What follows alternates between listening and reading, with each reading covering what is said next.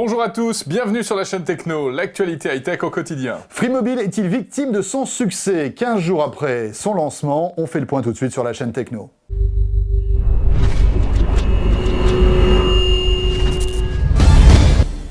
Énorme succès pour le lancement de Free Mobile, c'était donc le 12 janvier, énorme couverture médiatique. C'est l'occasion de faire le point après 15 jours de mise en service, François. Alors on fait le point, on n'a pas beaucoup de chiffres. Certains murmurent que Free aurait déjà recruté plus d'1 million d'abonnés. On n'a pas d'informations précises, Free ne communique pas. Pour l'instant. En tout cas, les opérateurs ont réagi, de plus ou moins mollement d'ailleurs. Par exemple, BNU, l'offre low cost de Bouygues Telecom, s'est carrément aligné sur l'offre de Free Mobile. 19,99 €, on a exactement l'offre équivalente de Free. Numéricable, très récemment, a aussi proposé son abonnement à moins de 20 € avec l'offre équivalente à Free, sauf les MMS qui ne sont pas compris, et puis d'autres opérateurs, comme par exemple les VNO, qui essaient aussi de s'aligner. Oui, bien sûr. Et puis, alors, on a également du côté d'Orange, Sosh, qui est l'offre à bas prix de l'opérateur Orange, qui a un petit peu rectifié ses tarifs également. Cela dit, le PDG d'Orange... SFR aussi, avec Red. Et SFR, bien sûr. Cela dit, les opérateurs qui ont quand même assez mal pris les sorties de Xavier Niel contre la soi-disant escroquerie dont seraient victimes les clients. C'est passé assez difficilement.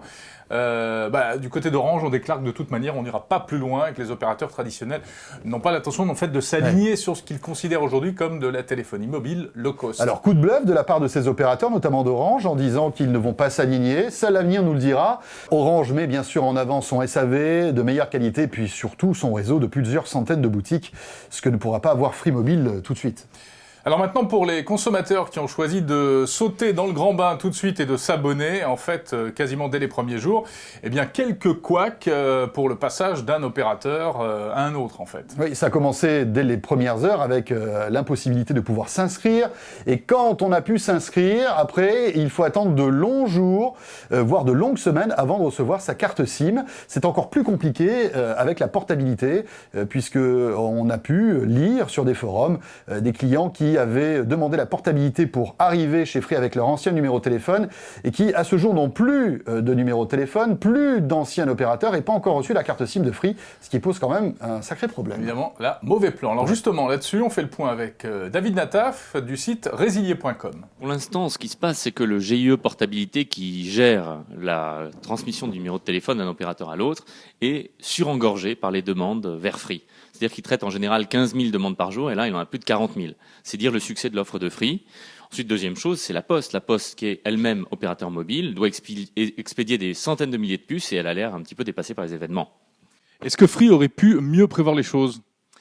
Ça me semble un petit peu délicat de mieux prévoir les choses, parce que si vous voulez, le succès là a été tel que c'est pas un ordre de grandeur algébrique, c'est complètement géométrique. C'est une croissance complètement délirante des demandes. Nous le voyons en tout cas sur les demandes qui sont formulées sur le support de résilier.com. On a plus de 250% de résiliation en plus depuis le lancement de l'offre le 12. Est-ce que malgré tout, ça reste une bonne affaire de passer chez Free Mobile ?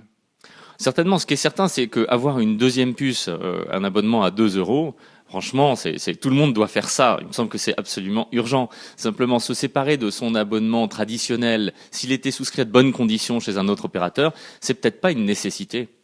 Selon vous, quelle est la stratégie de Free actuellement ?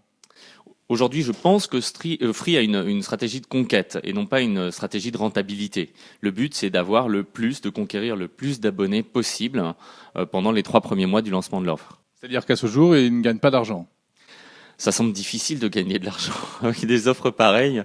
Je pense que non, il ne peut pas rentabiliser le prix que lui a coûté la licence mobile avec des offres si basses. Voilà, alors maintenant, la question que tout le monde se pose évidemment, est-ce que ça vaut le coup d'aller chez Free Mobile ? Je me tourne vers notre spécialiste consommation. Oui, bonjour Jérôme, c'est bien moi. François, c'est la question, est-ce qu'il faut changer d'opérateur en fait ? Quelques conseils qu'on peut vous donner. Moi, si j'étais vous, et si vous avez envie d'aller justement chez Free, il serait peut-être urgent d'attendre un tout petit peu, déjà que tout se désengorge, parce qu'on sent que les tuyaux là sont vraiment bouchés. Oui, mais alors Free dit qu'il n'y aura que 1 million d'abonnés à ce prix-là. Non, il y en a 3 millions 3 millions, déjà, 3 oui, mais millions. on a déjà de la marge. Ouais. Et puis, à mon avis, c'est surtout une espèce de tour de commercial. passe-passe marketing pour inciter les gens à aller chez Free, mais je pense que cette offre se poursuivra après les 3 millions d'abonnés. C'est lui qui le dit.